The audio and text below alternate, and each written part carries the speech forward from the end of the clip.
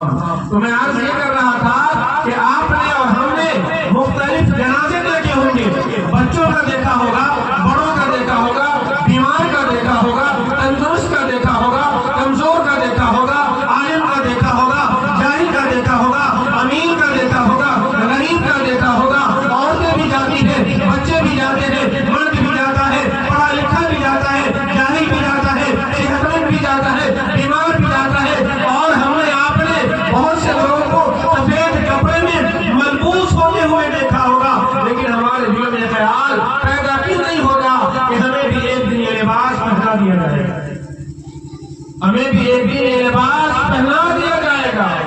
پھر یہ ہماری زبان بند ہوگی،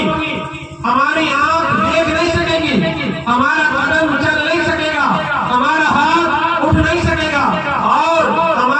ہمارا ذہن کام نہیں کرے گا، ہم کسی کے سامنے بے حس بے حرکت پڑے ہوں گے، وہ ہمیں ٹھنڈے پانی سے غسل دے، ہمیں گرم پانی سے غسل دے، ہمارے پیروں کو ملا کر کے باندھے، ہم کچھ نہیں کہہ سکتے، ہمیں آرام سے غسل دو، ہمیں ٹھنڈے پانی سے نہلاؤ، ہمیں گرم پانی سے نہلاؤ، اس لیے کہ ہماری زبان بند ہو چکی ہوگی۔ اب بتائیں اس محفل میں کہ کون انسان ہے جس کے ساتھ یہ نہیں ہونا ہے؟ کون ہے ایسا جس کو اس وادی سے نہیں گزرنا ہے؟ کون ہے ایسا جس کے سامنے حضرت اسرائیل علیہ السلام روح نکالنے کے لیے نہیں آئیں گے؟ اور کون ہے وہ انسان جسے کفن کا کپڑا پہننا نہیں پڑے گا؟ اور کون ہے وہ انسان جسے قبر کی تاریکی میں اکیلے وہاں رہنا نہیں پڑے گا؟ اگر کوئی ایسا ہے تو بتا دے۔ میں تو یہ کہتا ہوں کہ پوری کائنات میں کسی کو بھی اس چیز سے خلاصی اور چھٹکارا نہیں ہے، لیکن بات یہ ہے، یہ بات تسلیم شدہ ہے اور یہ طے ہو گیا کہ ہمیں جانا ہے، اور جاتا اللہ کو ماننے والا بھی ہے اور جاتا اللہ کو نہ ماننے والا بھی ہے، جاتا نماز پڑھنے والا بھی ہے، نماز پڑھنے والے بھی جاتے ہیں، بے نمازی بھی جاتے ہیں، ایماندار بھی جاتے ہیں اور غیر ایماندار بھی جاتے ہیں، اللہ کو ماننے والے بھی جاتے ہیں، اللہ کو نہ ماننے والے بھی جاتے ہیں، اللہ کا محبوب بھی جاتا ہے، اللہ کا باغی بھی جاتا ہے، اور ہم جاتے کس حال میں ہیں؟ اس پر میرے محترم، میرے بزرگوں، میرے دوستوں، غور کرنے کی بات ہے کہ ہمارا جانا کیسے ہونا چاہیے۔ اگر ہم ایمان کی حالت میں گئے ہیں، ہمارا خاتمہ ایمان پر ہوا ہے،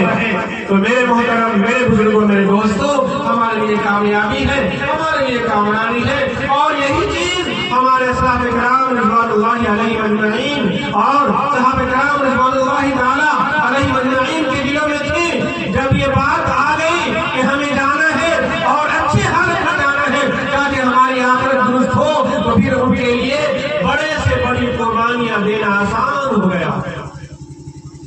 ہم نے اپنی ساری محنت دنیا بنانے میں لگا دی، اور آپ نے دیکھا ہوگا کہ لوگوں کو موت سے ڈر بہت لگتا ہے، موت سے ڈر بہت لگتا ہے، اور موت سے ڈر جانا فطری چیز بھی ہے، انسان کے اندر دل میں ڈر ہوتا ہے، خوفناک چیز کو دیکھ کر کے اس کے دل میں ڈر پیدا ہو جاتا ہے۔ لیکن جو نیک ہوتے ہیں، اللہ والے ہوتے ہیں، انہیں موت سے وحشت نہیں ہوتی ہے، موت سے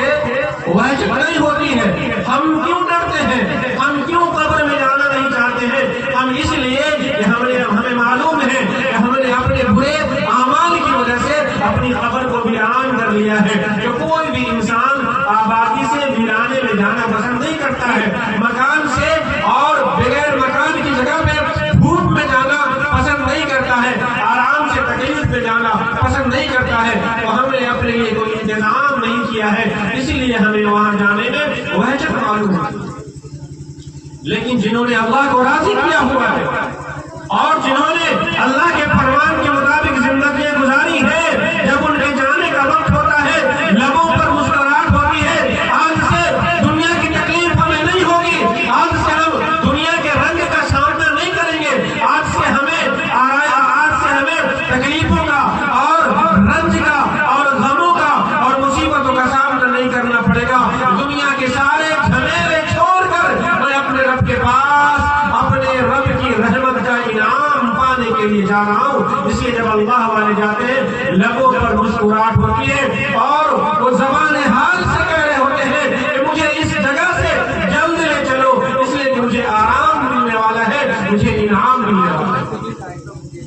ایک واقعہ میں اکثر سناتا ہوں اور بہت بار میں نے سنا ہے، پھر یہاں آپ کو پھر میں سنا دے رہا ہوں، اس لیے کہ ہو سکتا ہے کسی دن کی بات سے ہمارے دل میں وہ بات اتر جائے اور ہم آخرت کی تیاری کرنے والے ہیں۔ ساری محنتیں ہم لوگ کرتے ہیں اپنے لیے، اپنی اولاد کے لیے، اپنے بچوں کے لیے۔ ایک واقعہ لکھا ہے مولانا روم نے اپنی مثنوی شریف میں، اور حکایت یہ لکھی ہے کہ حکایت